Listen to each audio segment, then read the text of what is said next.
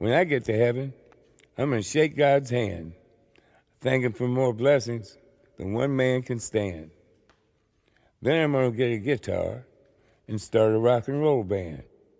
Check into a swell hotel. Ain't the afterlife grand? And then I'm going to get a cocktail, vodka and ginger ale. Yeah, I'm going to smoke a cigarette that's 9 miles long. I'm going to kiss that pretty girl on the tilt-a-whirl, 'cause this old man is going to town.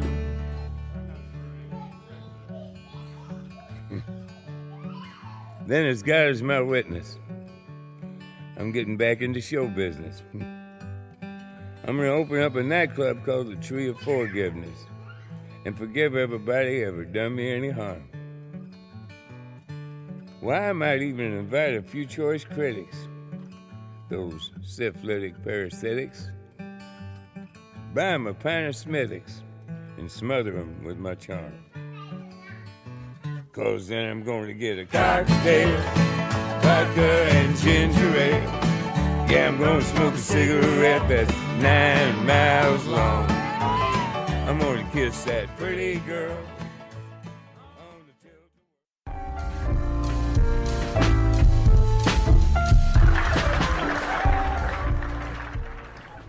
Ladies and gentlemen, welcome to the new normal, the new level of foolery, but also welcome back to the No Boundaries podcast, where the facts are facts and opinions hurt people's feelings.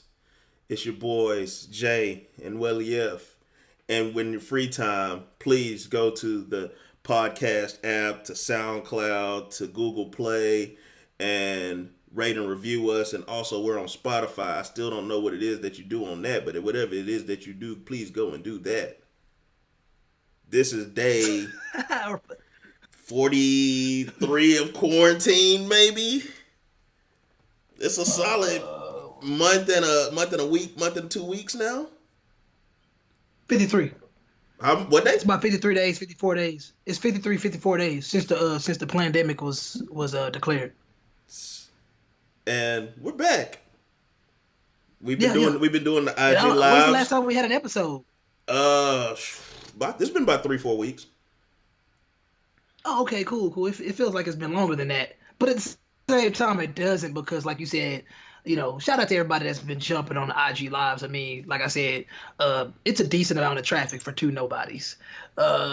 And I've definitely learned some things by people getting on our IG lives and going on other people's IG lives.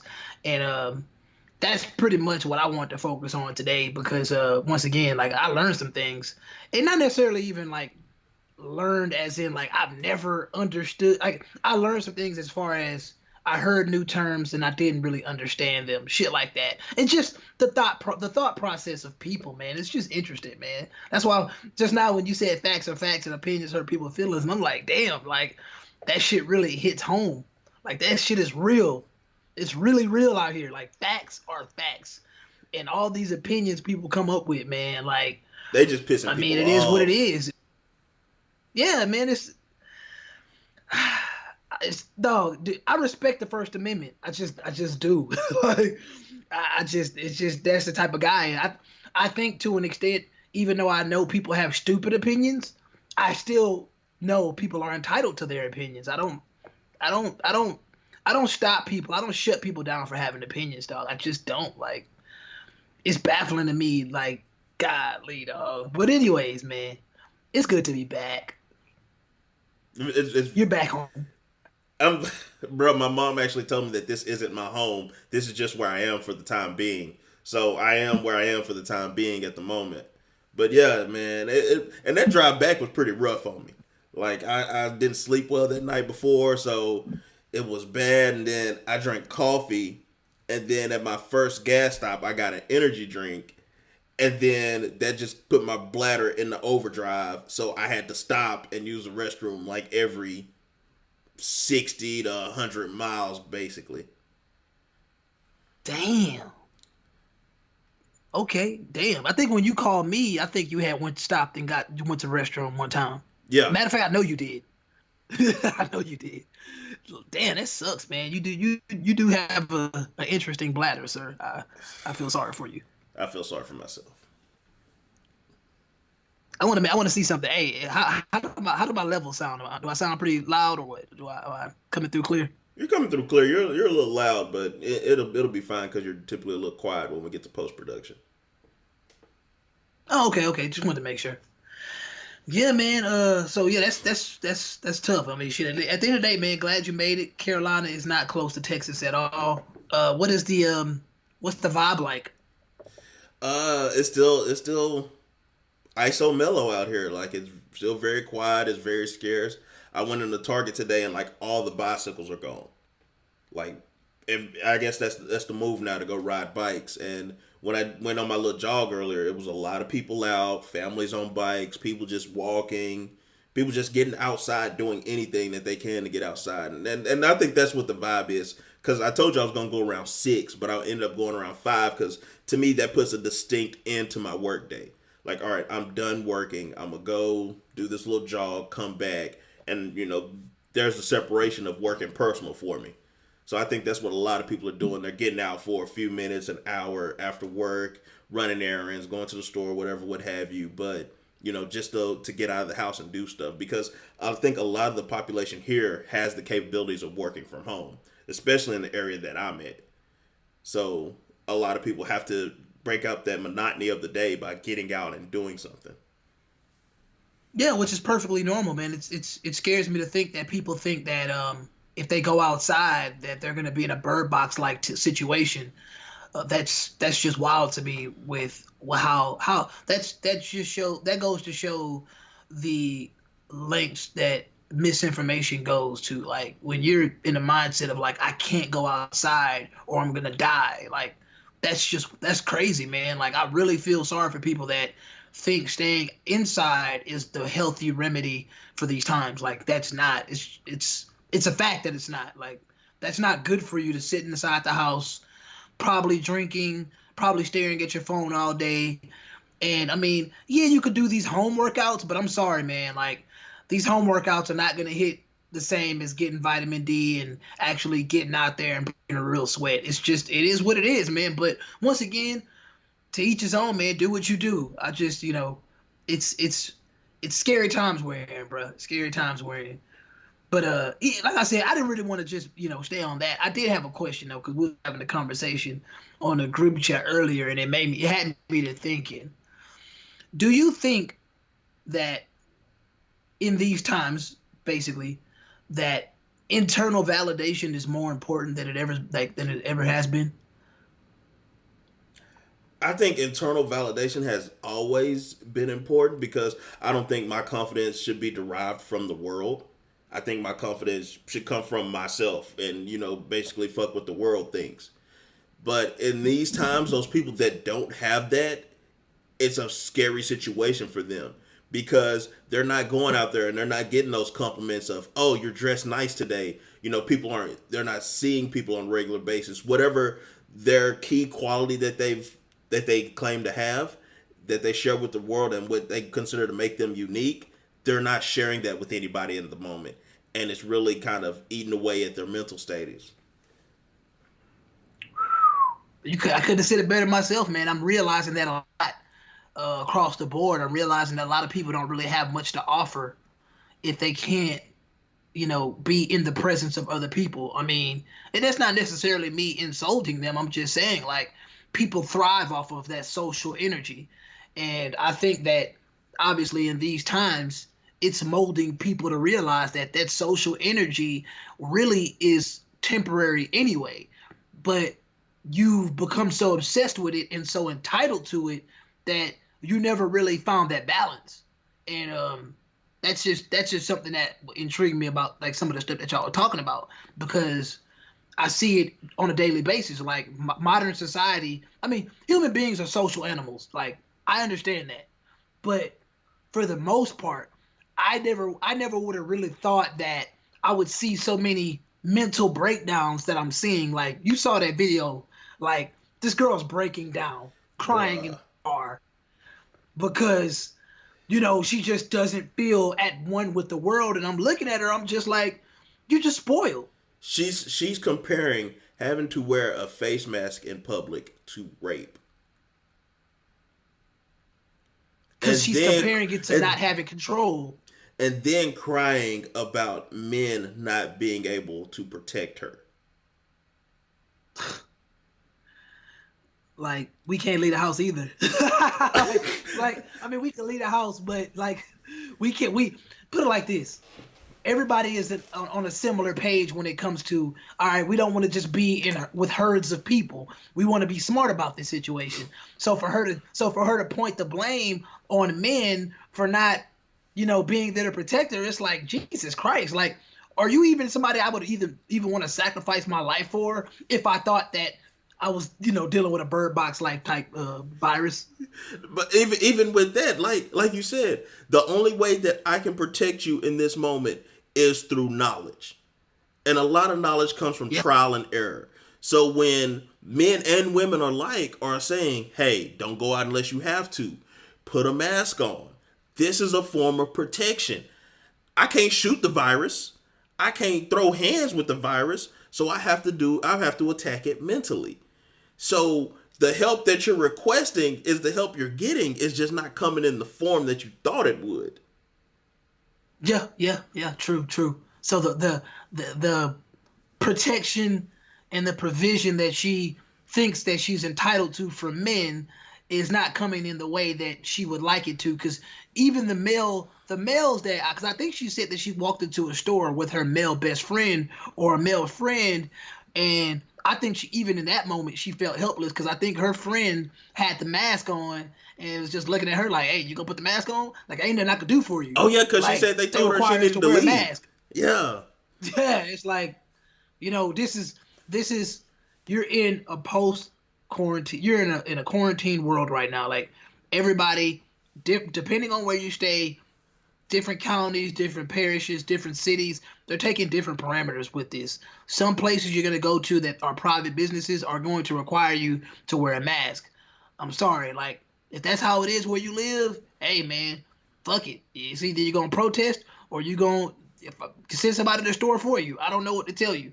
But for her to feel raped, that was interesting to me because I think that a lot of men can relate to that. Like, as far as going to family court. Bruh. That's like me getting out here. Wait, I gotta wear a mask? I feel like I'm being lynched. I feel like, man, come on, man. Like, that's another thing, man. Like, the correlations people try to make to this shit. Like I said, I feel like it's hilarious that people are even bringing up Bird Box. But I'm just, to entertain. Like, come on, man. Like, really? Like, isn't like, enough nigga, you can go out outside. You can, don't that let you know, bro. But I spoke to this woman. Really aren't that scared. I spoke to this woman who said she hadn't left her house in 5 weeks. 5 weeks. She said she left twice. She went to Olive Garden and she had groceries. She went and picked up groceries. Other than that, she hadn't left her house. And I was like, why? Well, they say don't leave unless you have to. Y'all still listening to they? They out here leave the house every day to come give you this cheap ass press conference. They don't have to do that.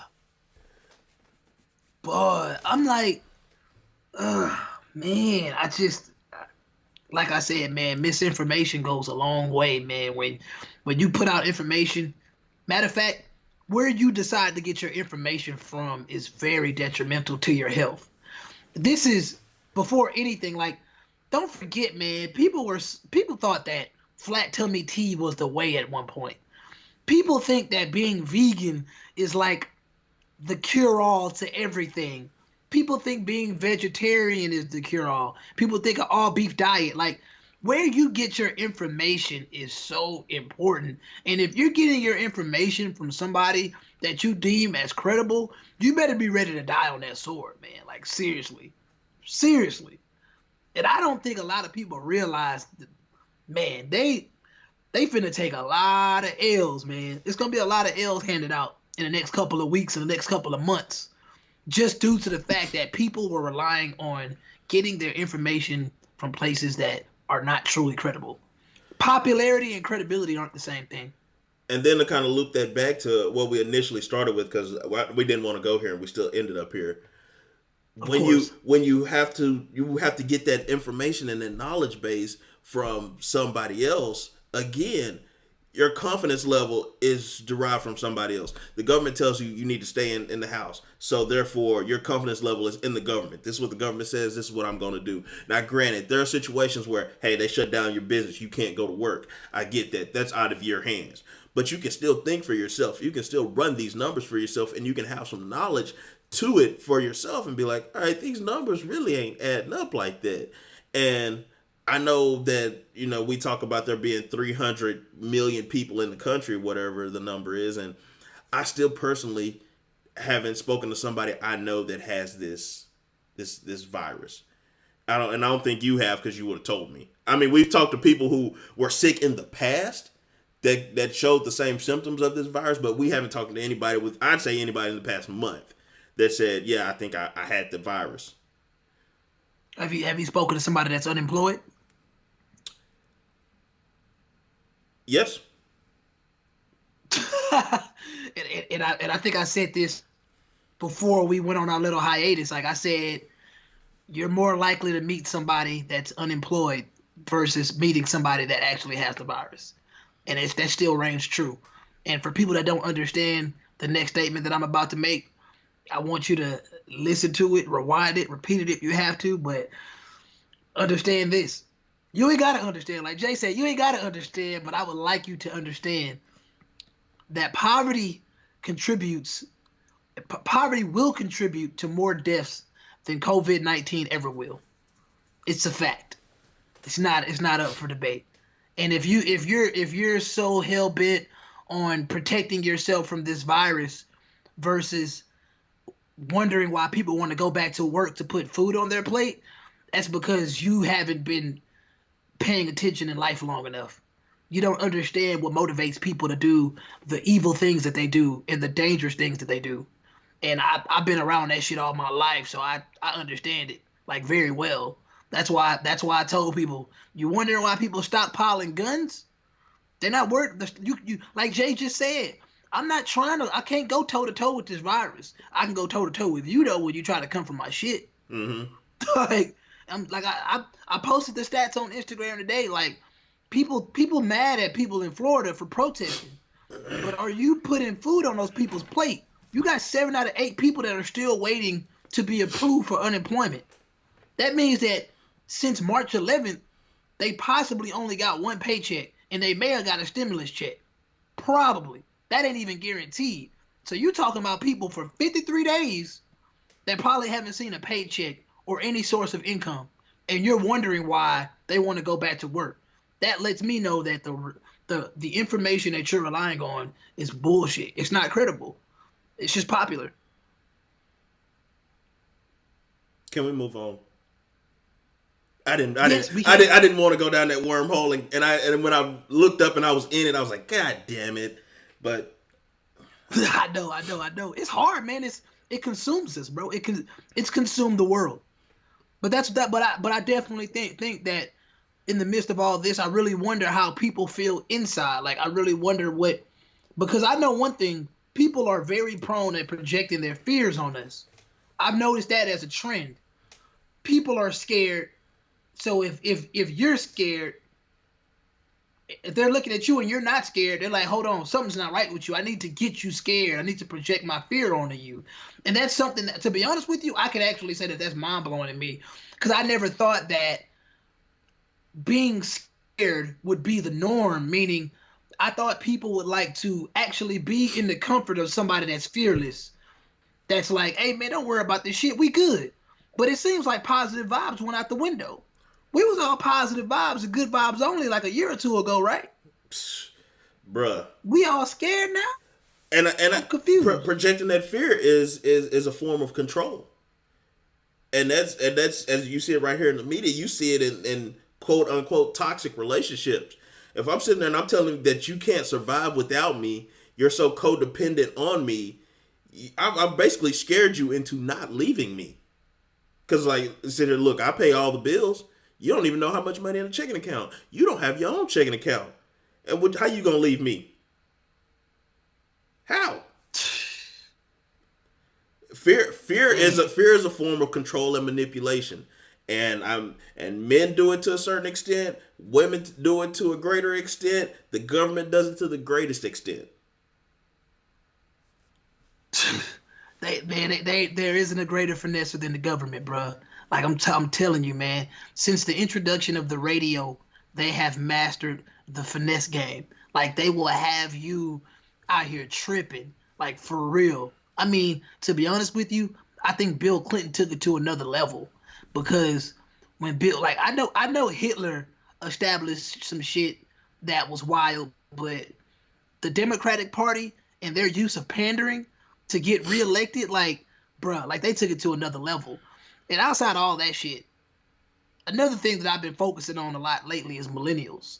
Because people that know me already know that I have a distaste for the millennial group as far as, you know, when I say that, like, I mean, like, obviously I have a lot of millennial friends, but like people that take that term and they represent it and like they run with it like, oh, I'm a millennial. I think those right now, those tend to be the type of people that I tend to want to distance myself from the most. Because I don't know, have you ever heard of NPC, Jay? A non-player character? Yes. I was going to say, we use that term at work too, and I was like, I'm pretty sure that's a different NPC, but yeah. Okay, yeah. And for those that y'all don't know, I mean, the NPC is a non-player character. I think they also go by NPC Wojak. But if you ever see a meme with this gray-faced character that looks dumbfounded, that's an NPC Wojak, because that person is basically just, you can't tell if it's a man or a woman, but you can tell that this person is like a mindless zombie. And you could tell that they are in a state of, I don't know what to do next, because they haven't been programmed yet. They're dumbfounded by simplicity. And I feel like the more I come across, exactly, and I feel like, and obviously most NPCs they have a tendency to, how do I say this? They have a tendency to be like lemmings, and lemmings are basically people that just follow the herd. And I really feel like millennials are adapting to that day by day. Like, I literally just scroll down, and honestly, to this period of time we're in, like, I know that I like to observe, and I know you like to observe, Jay, but like, this is like the biggest case study in history for us. To just sit back and watch how people react and watch how people respond to things that they don't understand or things that they think they understand. It's just, it's wild times we're in, man. Like, I can't say it enough. But yeah, definitely millennials and NPC, they're running rampant. At this point in society, it's and I'm not gonna sit here and I'm not gonna pretend that I'm a know-it-all. And I've said this numerous times. People will say, "Nah, Jay, you're smart." I'm saying, "No, I just know stuff that other people don't." Just like know stuff that I don't. Just like whoever the next person is knows stuff that I don't. So there's nothing that makes me smarter. I just have a different knowledge base. That's all. But to sit here and to watch people who and I have this conversation with my grandma all the time, and I call her out on it, because she'll sit there and she'll say something. She'll say, well, they said this and this and this and this. I say, well, who is they? Tell me your sources. People have no sources, and that's fine if you have no sources. But, root that from your own understanding. Well, I believe this. Don't put it out there on they. If you're not confident enough to stand by it, then don't put it out there. And say, well, they said this. No, nigga, I said this shit. I said this. This come from Jay Brooks. I said this. Right or wrong, I said this. And there's a lot of people out there that are rogue as fuck, and they just saying some shit because it feels good to them. And hey, if you're saying it because it feels good to you, go right ahead. That's your opinion. And you know what opinions do.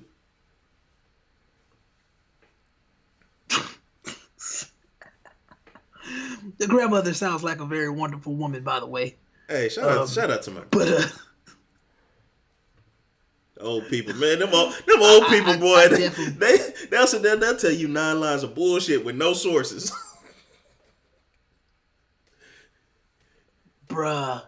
But for some reason, I'm still more prone to listen to them than listen to somebody that's like my age or younger than me right now. Because I know that even in the midst of all that bullshit, it's still something probably worthwhile that I could pick from rather than somebody just regurgitating some nonsense. And I'm glad you said what you said about, being smart. Like, that's exactly what I mean about the millennial population. Like, I feel like when you tell somebody something in our age group, um,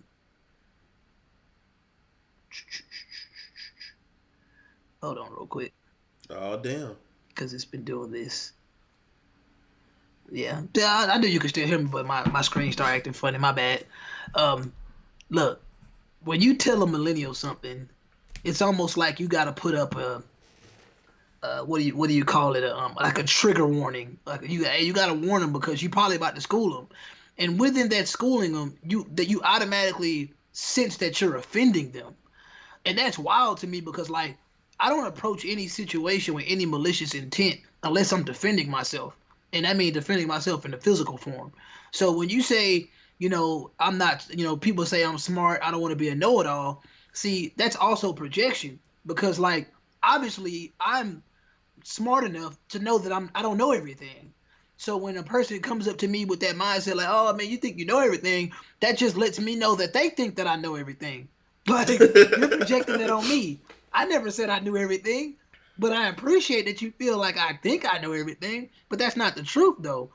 And once again, not to pick on millennials, but the fact of the matter is that's who I deal with more than on a regular basis. Just like I deal with black people more than anything on a regular basis. So I'm saying all this to say that people just need to understand that when me and you are on our platforms talking, we're giving you information that we're confident in, we know it, we fact check it, and if you don't agree with it, that's fine. But like, I mean, even with the opinions that I state sometimes, I don't just come out with asinine opinions for the sake of coming out with an asinine opinion.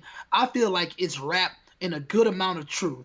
It ain't like I'm just out here like arguing, who's better, Jordan or LeBron. Like, that's subjective as hell. We can go on about that all day.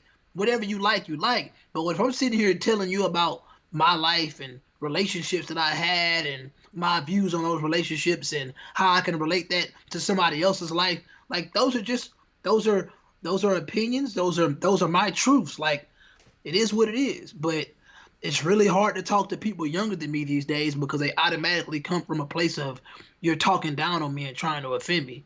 Go ahead. And that's why I always tell people how I feel and the way that I think are based on my experiences. And I tell people when they say, "Oh well, I feel this way, I feel that way," I can never sit here and tell you that what you're feeling is wrong. Because I have no control over your feelings. You have complete control over your feelings. I can tell you that you're the most beautiful person in the world, and if you think I'm condescending and it hurts your feelings, then that's just how you feel. Like I can't control how you receive the words or what happens around you. So if you feel that way, that's how you feel. I can never tell anybody to feel different. I can tell you my intentions, but I just can't tell you how to feel. And I think a lot of times, in even the millennials that we have, I guess, we have no choice but to have them. They want to be told how to feel. They want to be told how to think as long as it's from a place of privilege. They don't want to be told, "Oh, you just gonna hurt," or "I'm not coddling you." Like they don't want to be told the harsh realities. They want to be told the sunshine and rainbows. That's what they want to hear, and it's not sweet like that. And I can say a lot of people that I know in our generation have dark stories. A lot of women have dark stories. A lot of guys growing up have those dark stories, and so we, in an attempt to make life better for the generation after us, they don't really get those darker stories that we get. Not at the massive volume, in my personal opinion, in my experience. I tend to think that people in our age range, if they can't it's almost like not necessarily monetization, but if they can't monetize their sad stories, they feel like their sad stories or their dark past aren't really worth talking about. They feel like, oh, I can't get attention from my dark story, so it's not really worthy. But in the end, I mean, I kind of feel like the dark times shaped a lot of people that are strong. The people that I respect mostly are people that, you know, they transitioned through those dark times, and they're great people now, and they didn't need to monetize it. They don't need me to pat them on the back. Like, was looking at a tweet earlier, and like, you could tell when certain tweets or certain Instagram posts are coming from a place of, can you help me? I need help. But rather than them doing that, they just literally are looking for somebody to pat them on the back for going through what they went through. It's like, no, yeah, you went through that. That's a part of life. What's your next move? I'm not about to baby you to your next move. You're a grown man. You're a grown woman. There's nothing wrong with that. It's not, you can't, that's not me saying toughen up. I'm saying, what's next? What are you going to do? You going to sit here like old girl and cry in the car? Or are you finna start planning out your next move? Like, that's all I'm saying. Like, is it really that bad? Like, you got people that are trying to blame this pandemic on, like, I keep hearing this. This is a reoccurring theme. We ain't never been through no pandemic before. Like, why are you looking at me to do this and do that? It's like, all right, we've been going through this pandemic for 53 days now. You still gonna use that we ain't been through no pandemic before excuse for another 50 days? Eventually, you have to accept the fact that you're a bullshitter. And when you accept the fact that you're a bullshitter, what I'm gonna ask him next, Jay? What's next? That's all I'm saying. What's next? Whatever it is, you should have adapted by now. If your new work schedule is you work from home a week and then you go to the office for a week, or you completely working from home, or you're unemployed, you need to file unemployment, whatever, you should be working to adapt now. Like, you still shouldn't be, all right, man, I'm working at home. I've been doing it for 6 weeks. I still wake up at 10 o'clock and I really don't start working till 12, and I got to cram my whole day into 3 or 4 hours, or I got to stay up till 10 o'clock. And if that's what you're doing, guess what? You've adapted. That is your adaptation. Hey, I work from 10 in the morning to 8 o'clock at night. Exactly. And you got 2 reps of 21 days now. Hell, I've adapted in 2 different states. Oh, you heard what I said? Oh, I didn't know you heard me. Yeah, I heard it. 21 days, man. I swear it takes 21 days to form a habit. So if you still bitching after 21 days, I'm sorry. And you, like, I'm sorry, you're making excuses. and that's where we are. We're in a society of excuse makers, and even that was that post I think you put in the group chat where girl was talking about, you know, equality to me is that we both make the same amount of money, but I still don't pay for meals. You're making excuses for not paying for meals simply because you're a woman. So you're not gonna pay for meals? You're not gonna pay for dates? Like is that, because that's not a reason to me? Because a reason has some validity to it. An excuse has 0 validity to it.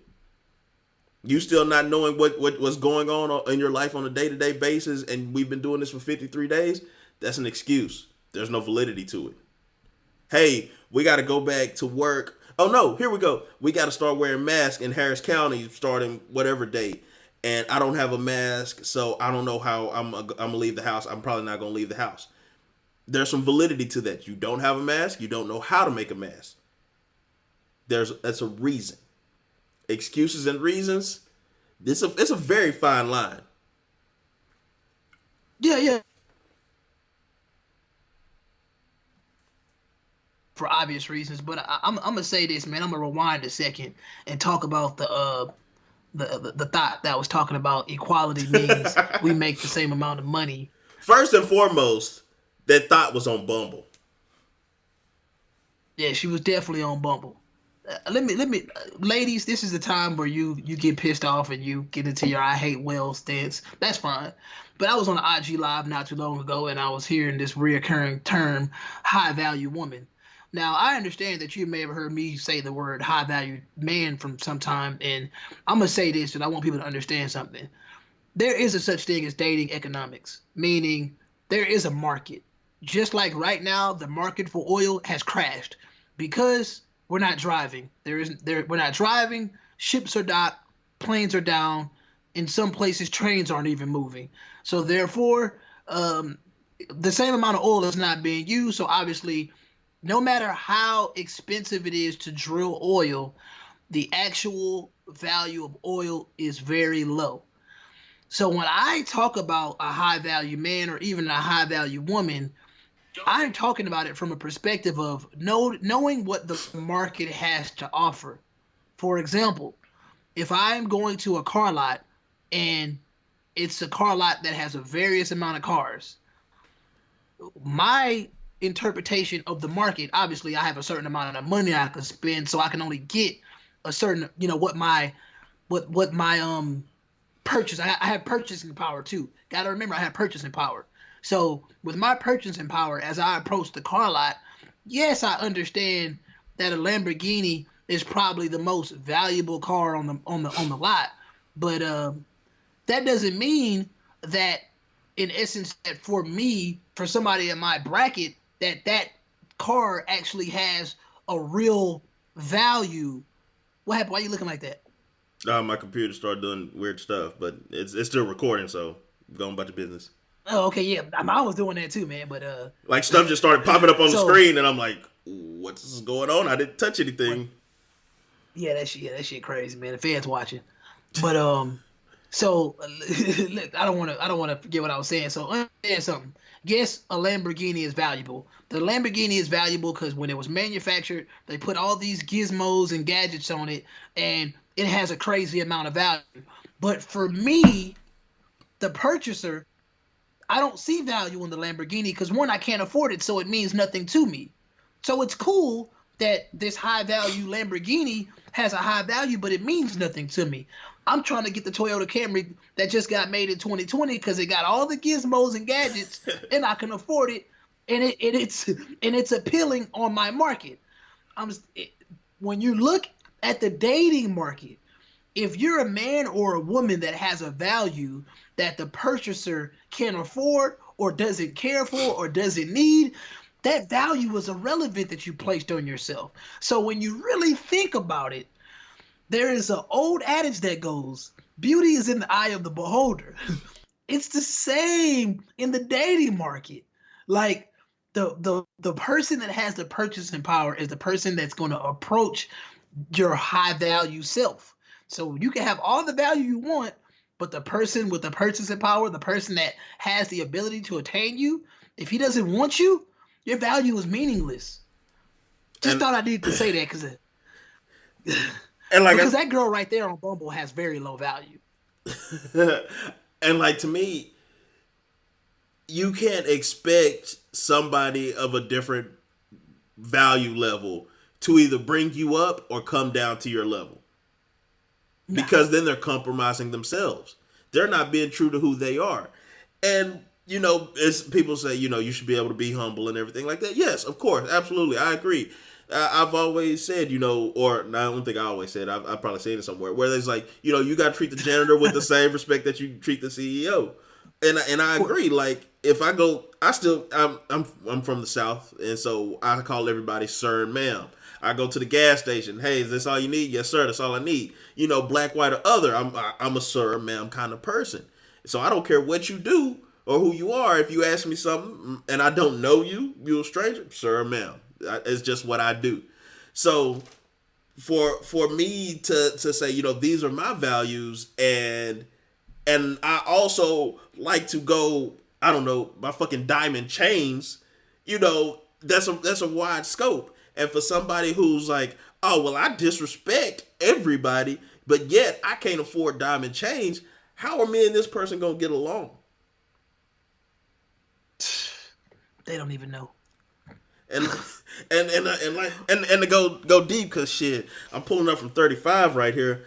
As I mentioned earlier in the group chat, it's a lot of self-hatred out there, and that self-hatred turns into jealousy, and that jealousy turns into envy. And the example that I used was the whole Kim Kardashian thing and the Trey Songz baby mama pic that I used. I know you were saving that, you didn't want to get into that, but I had some flames for that shit. Because Trey Songz baby mama looked like an everyday chick, right? She looks every day. But that's my argument, though. Because I don't think when you say she looks like an everyday chick, we gotta sit there and think for a second. What's an everyday chick, though? I believe I Like, would see Trey Songz' baby mama in Walmart before I would see Kim Kardashian type. because what would the Kim Kardashian type be before quarantine?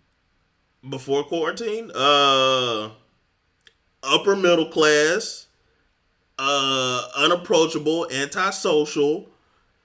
But where though? Where would they be? If she ain't at Walmart, where is she?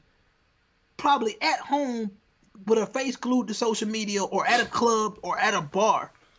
She's at a place where she can get the maximum amount of attention. Yeah. The women that aspire to be Instagram thoughts and want to get that virtual attention day after day, they're gonna put themselves in a position to get that dopamine hit of attention. The reason you look at Trey Songz' girl as an average everyday girl is because, I mean, let's just be honest, I don't know who this woman is, and it seems like he was pretty smart not to like broadcast her IG handle or whatever. But me personally, I definitely think that, obviously you can see somebody anywhere. She just seems obviously like she gives off that energy of being more down to earth because she doesn't have that typical pouty lips, baby hair, tits showing. She doesn't have the typical Instagram face.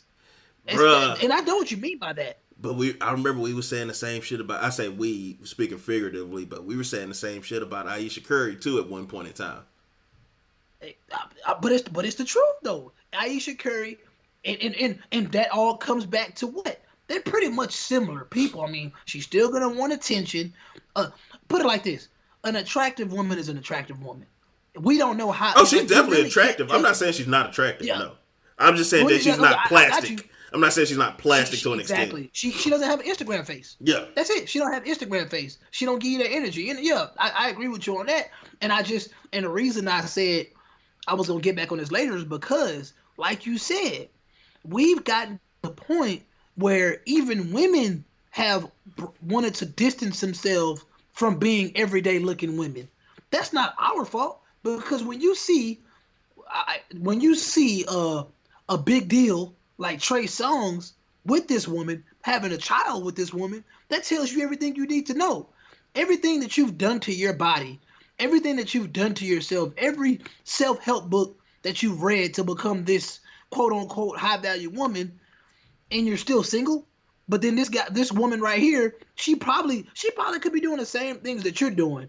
It's just that it's probably a lot more genuine. It probably comes a lot more natural, because at the end of the day, low-key, you got to be who you are. Like, there's no self-help book out there that's going to really get you to the point. Like, Keith always talks about how he doesn't like Gary Vee, because I think he probably thinks Gary Vee is like a peddler of false hopes. And I think that there are a lot of women out there peddling false hope to women that just ain't got it. Like I said, to me, this is an attractive woman. She has a normal-looking figure. With her having that confidence, a natural confidence, not a confidence that she got out of a book, that shit goes a long way. Bruh, I like to eat my fair share of junk food. My pizzas, my burgers, my whatever, what have you.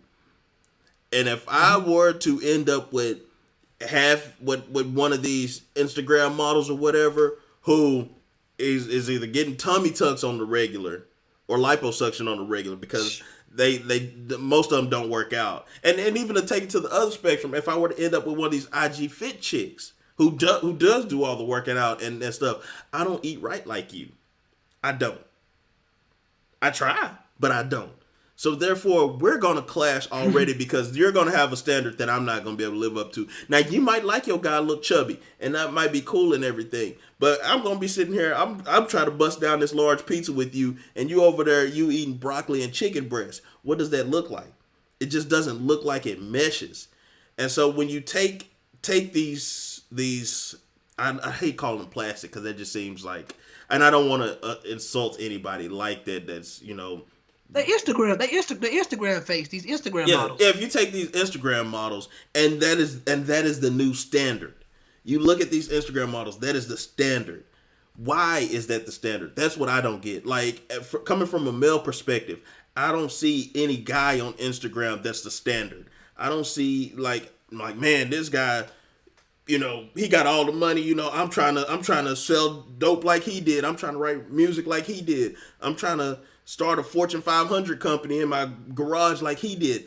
Like, I don't have that of that idea of, or that energy of like, I gotta be like this guy. I always have that energy of, I have to be my own man. Because like I said, a lot of people will say, oh, men want Kim Kardashian and women will alter their bodies to look like Kim Kardashian and to be that object that men want them to be. But when you break it down, you don't want Kanye. You don't want to have a sex tape out there. You don't want to be called talentless. So you just there for her looks, and because her looks garner attention. And what happens when the attention goes? Because they chop their body up even more. Exactly, because the attention's gone now because a lot of you have decided to look like this one person. So instead of there being one Kim Kardashian, now I got 1,300 Kim Kardashian clones all on social media, and they have, something that lets you know, hey, I'm designed after Kim Kardashian. I dated a girl right when I graduated college who wanted to be one of the Kardashians so goddamn bad. Her social media handles had Kardashian in them. Like, she modeled what she did after the Kardashians. And to be frank with you, she wasn't close to being a Kardashian. I done dealt with that too. Listen, man. You can say this shit until you blue in the face, bruh. Till I'm blue face? The fact of the matter is... And rhyme off beat? Yeah, till you blue. Rhyme off beat all day. Listen, man. This is what it comes down to. This is the correlation. And you said it. Kim Kardashian gets a lot of likes. Likes equals attention. Nobody is actually going into her like feed and doing the math to see if it's mostly men or women liking her pictures. They just automatically know. They automatically assume it's obviously a bunch of men liking Kim Kardashian pictures. So therefore, if whatever she's doing to garner these likes, I'm about to do the same thing. And when it all comes down to it, I'm gonna blame it on men because I believe and I assume that it's mostly men liking Kim Kardashian pictures.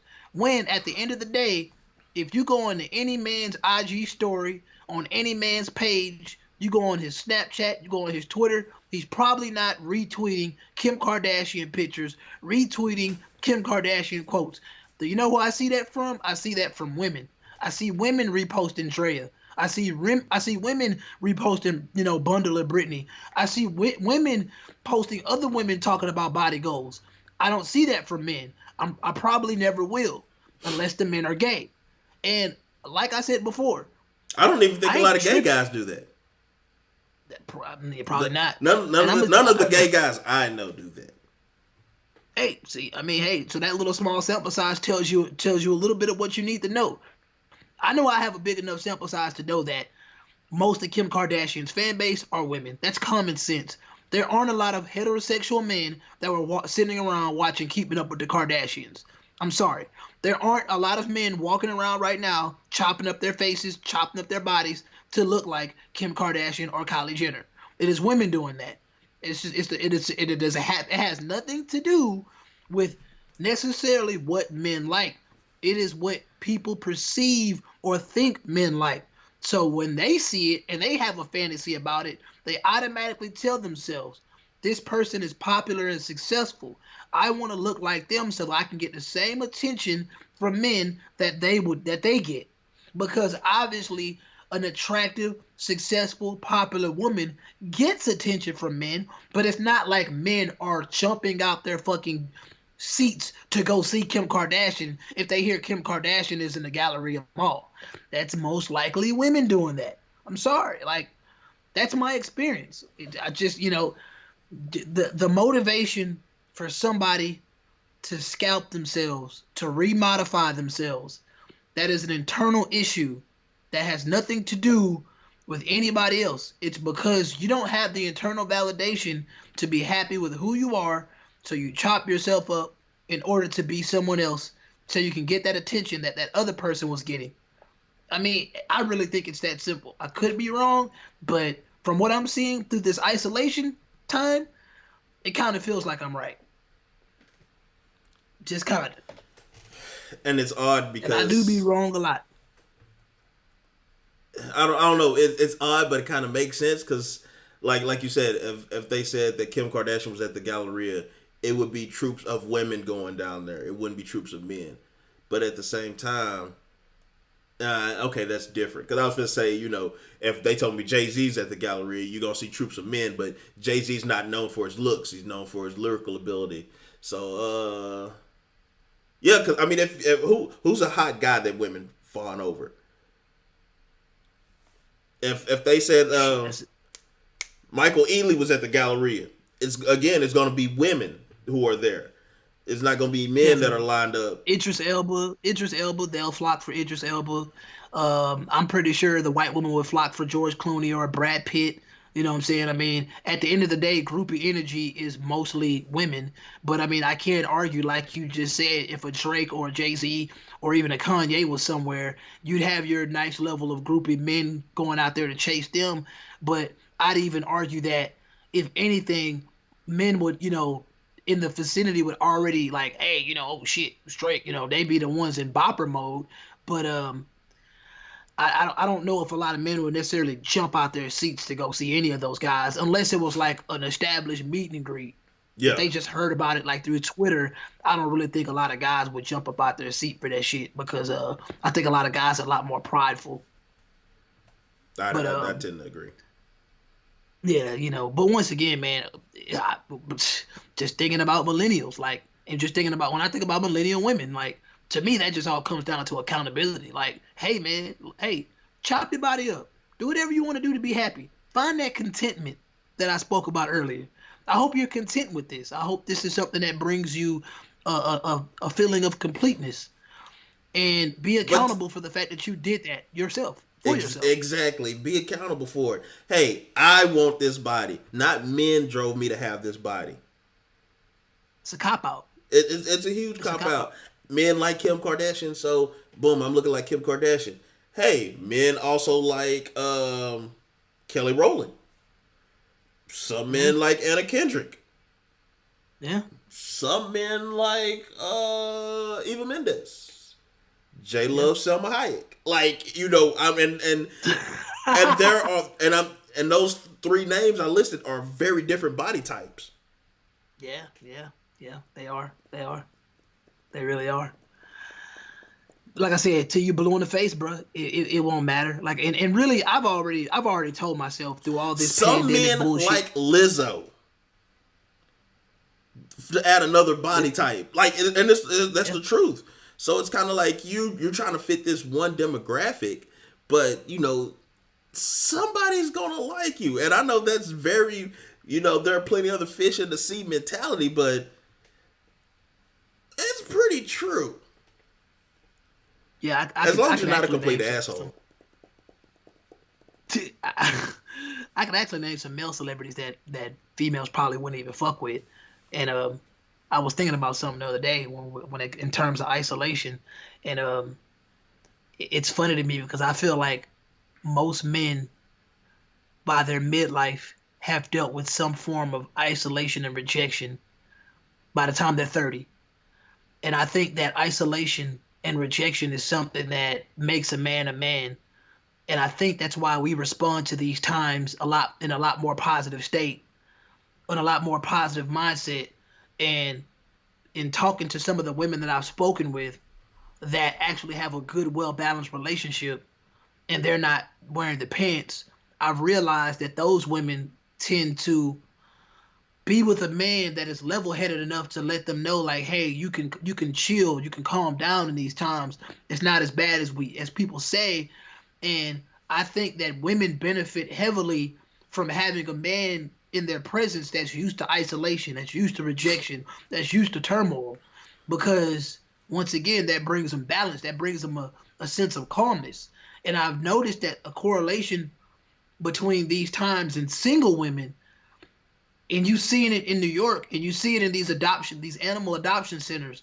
That's the first things that they ran to go do, is to find some type of warm body or companionship, because they didn't really know how to deal with isolation. They didn't know how to deal with the ideal of the outside rejecting them, saying you can't come out here.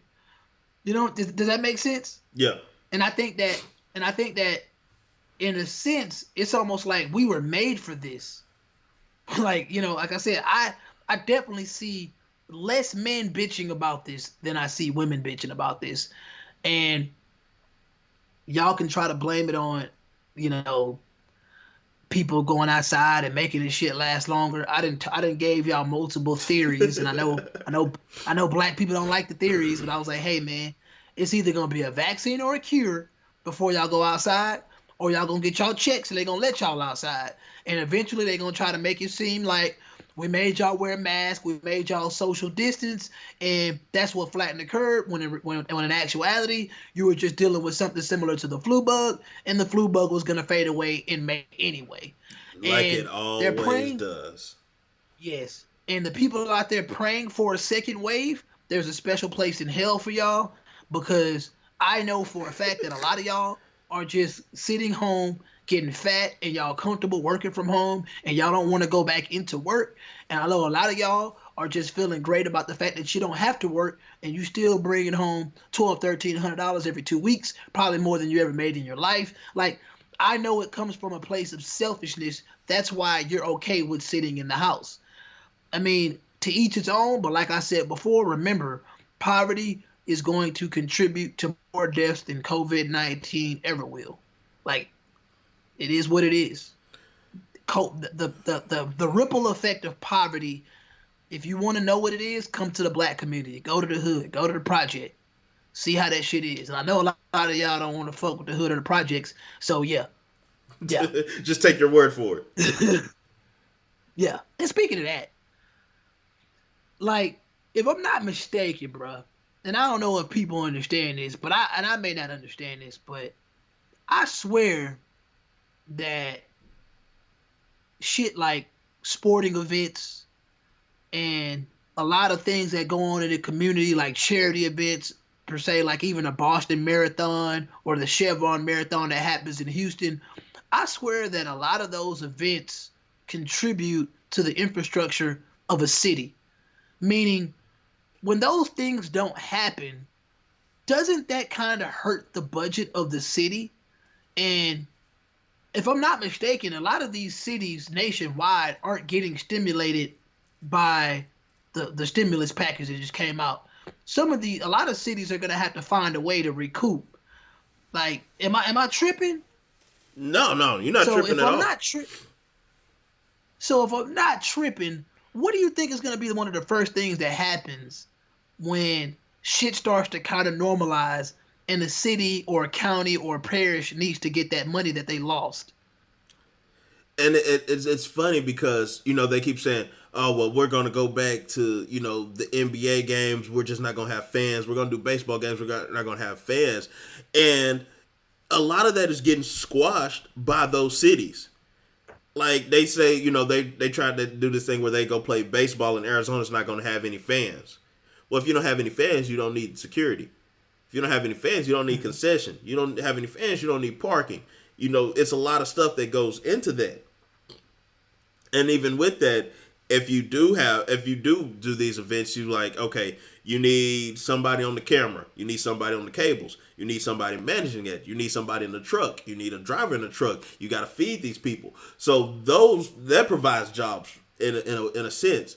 But if I'm the mayor of Phoenix or the governor of Arizona and you tell me that you're going to come into my state and you're going to do all these events, but you're not going to have fans, that does no good for my state. That does no good for my city.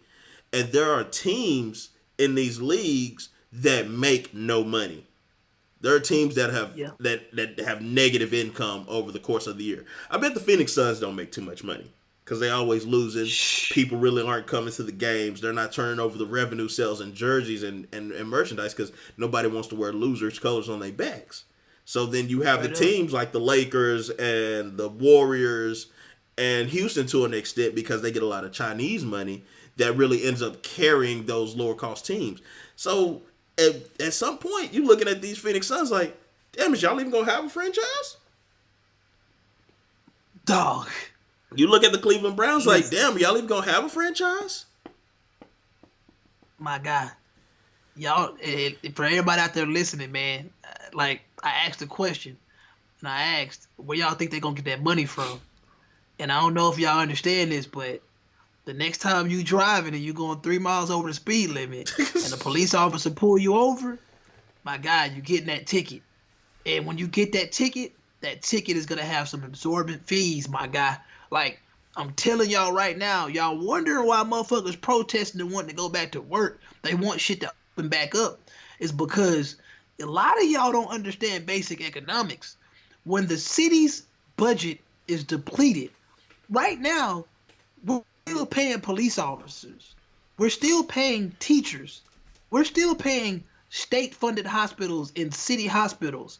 Well, the hospitals and shit, they got cut checks from the stimulus. But once again, these motherfuckers finna come. Like, you think it's just gonna come in the form of taxes? Nah, bruh. When the next time, matter of fact, like you just said, we talking about parking. A lot of parking is owned by the city. Like a lot of parking is owned by the city.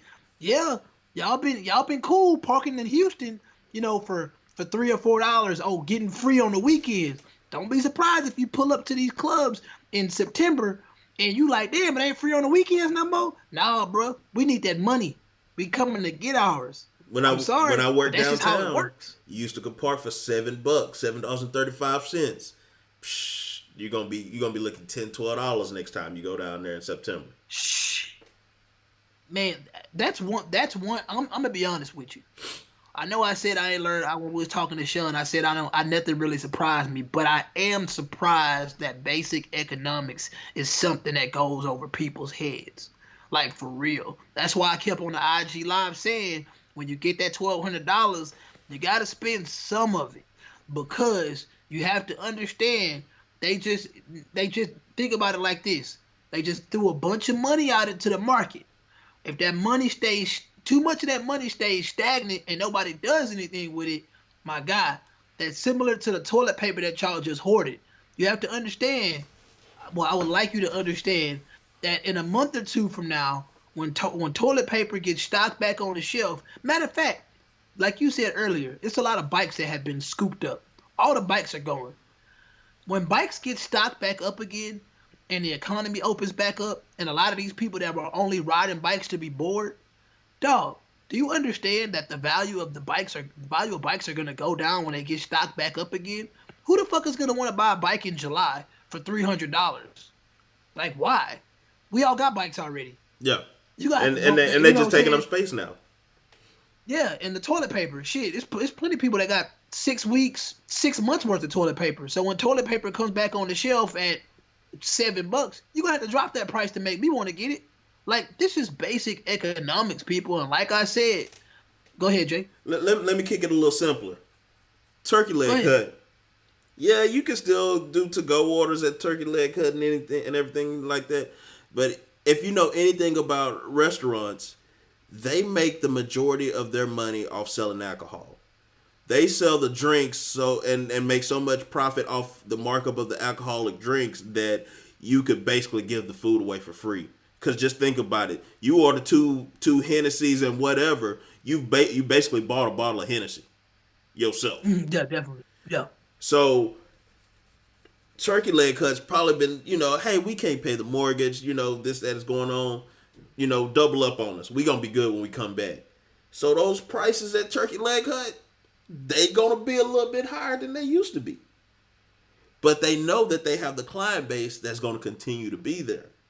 So that drink that you used to pay $12 for, it's probably gonna hit you $15 or $16 now. Yes. And once again, people have to understand this is a timing thing. You may be able to go to Vegas for cheap now, but understand something. Vegas is probably pulling in a fucking couple of $100 million a day or some crazy shit like that. Vegas has been closed for 53 days too. They coming to get their money back. So what they gonna do, they gonna bait you in with some cheap ass prices for a couple of months. But when it's time to pay the piper, niggas gonna pay. So that club life that you millennials was loving, them happy hours, them brunch hours, man, I'm gonna be honest with you. I won't be surprised if happy hours just get erased. Because a lot of these restaurants that y'all think that y'all finna go back to and turn up at, shit, nigga, please.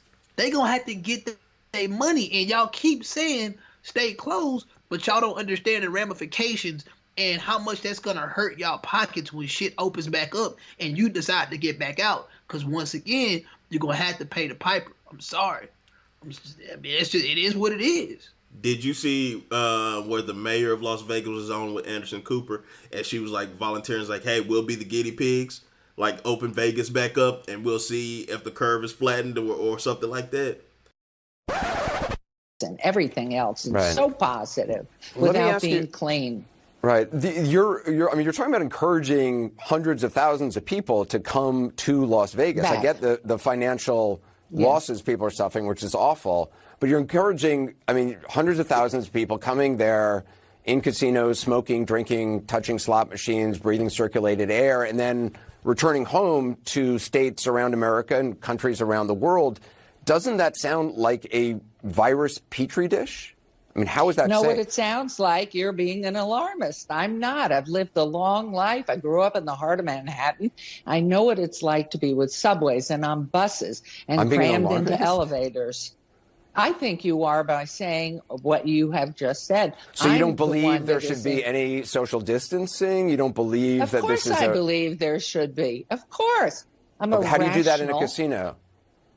That's up to them to figure out. I don't own a casino. I don't know anything Wait a about minute. Wait a building minute. casino. I'm sorry. You're the mayor of Las Vegas, and Yes. you want casinos to be open, even though you have no authority, thankfully, Yes. over casinos. But Yes. you say open them up, but you have no responsibility about how that would be done No, safely. you're blurring. No, you're blurring. You said it's I'm not your going job. There.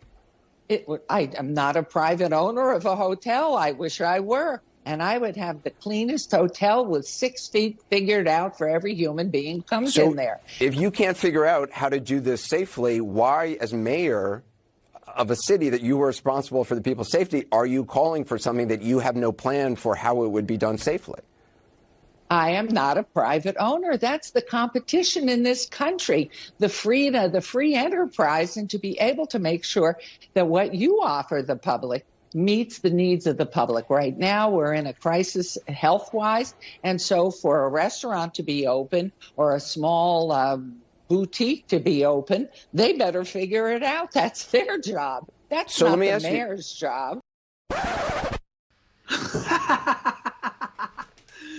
Hey man, like I've been telling people, man, this is the same as the landowner, the landlord, and the tenant. At the end of the day, it's so many different sides to this sword. Yes, I feel sorry for the renter because they ain't working right now. Straight up, I feel sorry for the renter because they not working right now. But at the same time, the landlord's primary income is your rent, and if he can't pay if he can't pay his land fees to the landowner, then you fucking him. So who do I feel sorry for? That's the same for the person in Vegas, because at the end of the day, you have to understand something. Casinos, racetracks are not eligible for any stimulus funds. Churches either. So you have to understand something. Vegas is fist to come for y'all's neck, because since they can't make no money right now, at best all they can do is do like forbearances and stuff like that. You know, because obviously they dealing with a lot of mafia niggas and shit. So you know the mob still own Vegas. So Vegas good in a sense, but at the end of the day, you always gotta pay a piper. So with that being said, what she's telling you is, hey, if I gotta risk a couple of lives to save my own neck, you goddamn right. You goddamn right. Like, I'm sorry. Like, the Texas lieutenant governor said, "Hey, it's more important things than living." Boys gotta. Boy, you see how these people are cracking? They're crack. There's more important things than living. What did Lil Duval say? Skip say what? He said, "I gotta get this economy rolling for my children and my grandchildren. If I gotta die to do it." But he ain't gonna be the one outside dying. It's gonna be somebody else. But that's another story. bro, when you're in a position of power like that, you can make them calls. You could be niggas. And that's another thing with millennials that I see a lot, and that is virtue signaling. And I'm gonna say it again. I'm looking at the tenant, I'm looking at the landlord, and I'm looking at the landowner. Who do we feel sorry for? Who is it more honorable to feel sorry for? Everybody looking at the tenant. Everybody feels sorry for the tenant. But at the end of the day, what if you were the landlord? Put yourself in the position of the landlord. You only put yourself in the position of the tenant because you can relate to the tenant. But in actuality, the tenant, the landowner, and the landlord, they're all human beings. They deserve empathy, right? Like they all do. They got bills to pay just like you. They got not all families too. Not all these landlords or millionaire multi-property owners. And all rich people aren't bad guys. Everybody associates rich people and successful people like with the Bond villain type characters. It's like, hold on.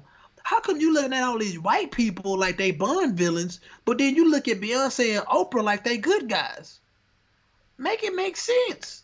It's not right. Like Ellen's not a good guy. Beyonce's not a good guy just because you say they are. If they're good guys, then Jeff Bezos a good guy. Elon Musk a good guy. They're all good guys then. We can't. It's the virtue signaling. It's the selective morality. Like you gotta. But when your idols are doing stuff, you kind of cover your eyes. And I'm seeing that. That's what I'm saying. Like that shit crazy to me. Well, we could go all day on this, bro. We can go all day on this. Like I said, it's good to be back. We may, hopefully, y'all get this and y'all enjoy it. But the fact of the matter is, I'm gonna swing in the words of advice. And honestly, my words of advice is, man, y'all gotta understand something. Poverty contributes to more deaths on a regular basis than a lot of diseases. And I know a lot of y'all are virtue signaling. Y'all throwing y'all capes on for black people because y'all believe black people are the main. CNN told y'all that black people are suffering the most from this virus because black people are the poorest, and that got y'all attention. And all I'm saying is, at the end of the day, y'all believe that because y'all believe black people are the most impoverished. So with that being said, it's not just the fact that COVID-19 is affecting black people, it's the fact that poverty is affecting black people. Poverty affects most minorities that come to this country that don't have stable jobs and careers. So while you play the chess game, just remember, don't forget that piece, that very pivotal piece is poverty. That's why we always trying to fight it. That's the American way. Fight poverty. We want to beat poverty. Nobody wants to remain impoverished. That's all I got. Damn, that was deep. It's been a while, man. It's been a while. My words of advice are: hell is going to be a lot hotter than you think it is. Woo! Scorching. I've been there. I'm sick of you. Oh man. We'll see y'all soon, man. What you got? That's all you got, man? That was all we got. That was good. You get our legs back. That first game back off hiatus, got us on a minutes restriction. We going to get our legs back, though. Oh, we sure will, man. But shit, with that being said, this has been the No Boundaries Podcast. Thank you for listening. But ever since the dawn of civilization, people have craved for an understanding of the underlying order of the world. There ought to be something very special about the boundary conditions of the universe. And what can be more special than that there is no boundary?